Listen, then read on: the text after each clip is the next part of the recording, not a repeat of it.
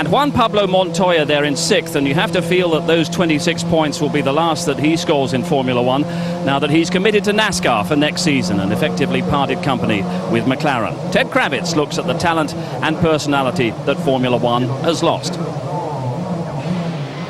Even before McLaren sacked him, Juan Montoya had had enough of Formula One.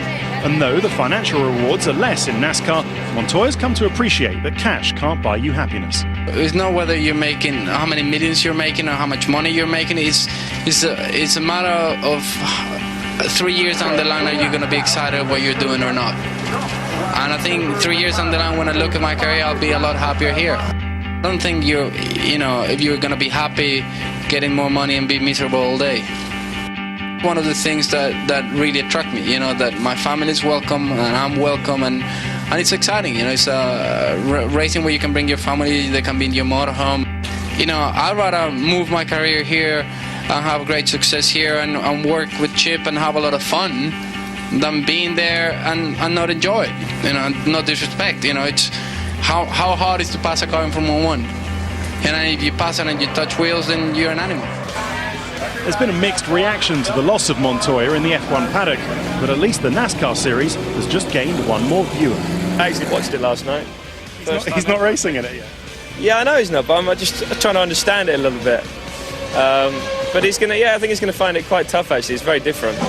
But he's used to ovals obviously, but I don't think they're like an ex-F1 boy coming in and trying to spoil the party.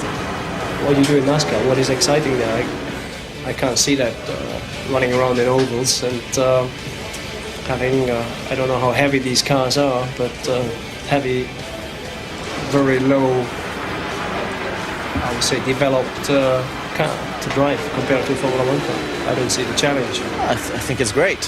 He didn't wait to be kicked out of F1 to do it. He did it on his own when he still had opportunities to stay in Formula One, and I think that's very gutsy. It's a good move. It's a shame because I think he somehow belongs to Formula One. It's a character. He has done a good job.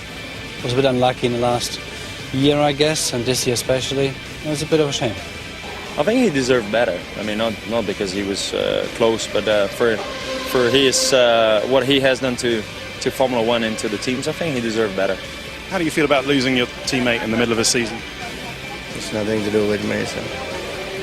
McLaren's certainly more calm as a team without Montoya, but it's also a less colourful one. Why didn't their relationship ever really work? He was always on an emotional roller coaster, and I'm quite sure still if he can, control his emotions and put the passion to very positive use, he could still be a great and have a great Grand Prix career.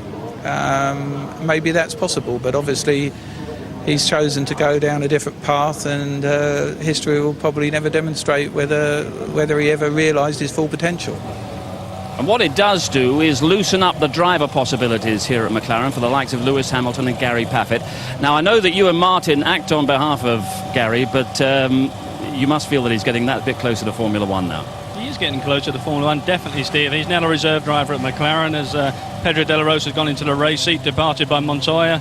He's got a great pedigree behind him. You've only got to look at his CV, and every second line it says champion. He's reigning DTM champion, and he's got a lot of potential, and he's got a huge future. But McLaren are lucky. They've got Lewis Hamilton and Gary Paffett, some of Britain's youngest talent. They haven't got Juan Pablo Montoya anymore, and we will miss him. What do you think he'll achieve in NASCAR? Well, I think he's going over there with an open mind. He knows it's going to be tough. Everybody will see that from the off, but he didn't quite fulfill his potential. I'm sure of that as well. Ron Dennis hit the nail on the head for me.